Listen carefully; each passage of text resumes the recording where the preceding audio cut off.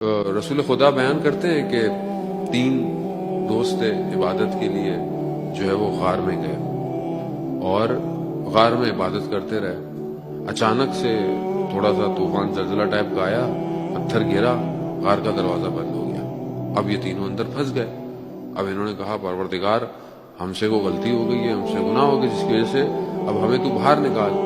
تو تینوں نے کہا کہ جو کام ہم نے اخلاص یعنی صرف اللہ کی خاطر کیا ہوگا ہم اس کو بیان کریں گے، اگر وہ اللہ کی خاطر ہوگا تو دروازہ کھل جائے گا، پتھر ہٹ جائے گا۔ تو پہلے نے شروع کیا، پہلے نے کہا کہ میں ایک خاتون، ایک لیڈیز مجھے اچھی لگی تو میں نے اپنی ساری جان دولت خرچ کر دی کہ میں اسے حاصل کروں، لیکن جب میں نے اسے حاصل کیا تو مجھے خدا کا خوف آیا۔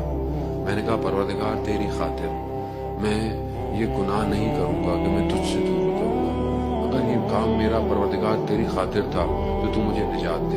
تو تھوڑا سا پتھر غار سے ہٹا۔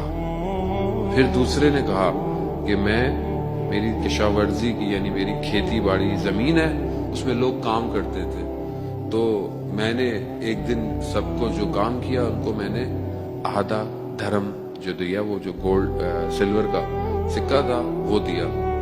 ایک شخص نے کہا کہ میں نے زیادہ کام کیا ہے، میرا جو اجر ہونا چاہیے وہ پورا سکہ ہوگا، تو میں نے اسے فی الحال نہیں دیا یا اس کو دین لگا تو وہ چھوڑ کے چلا گیا، ناراض ہو کے چلا گیا۔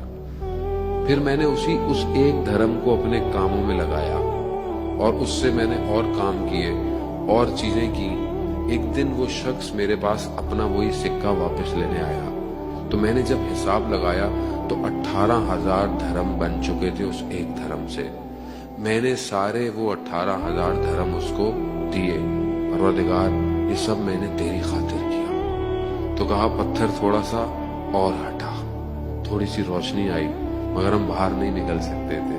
پھر تیسرے نے کہا کہ پروردگار میں نے جو ہے وہ جو بھی کام کیا وہ یہ تھا کہ میں ایک دن میرے ماں باپ سو رہے تھے اور میں ان کی خدمت میں کچھ کھانا لے کر پہنچا، لیکن میں نے کہا کہ یہ سو رہے ہیں، اگر میں زمین پہ رکھوں گا تو کہیں کوئی سانپ یا کوئی جانور اس کھانے کے چکر میں ان کو ڈس نہ لے، اور ان کو بھی میں اٹھانا نہیں چاہتا تھا، تو یہ کھانا لے کر میں کھڑا رہا جب تک وہ نہیں اٹھے۔ پروردگار میں نے یہ کام خالص تیری خاطر کیا تھا۔ کہا کہ پتھر جو ہے وہ اپنی جگہ سے ہٹ گیا۔ رسول خدا فرماتے ہیں کہ یہ تینوں اپنے کردار کے سچے انسان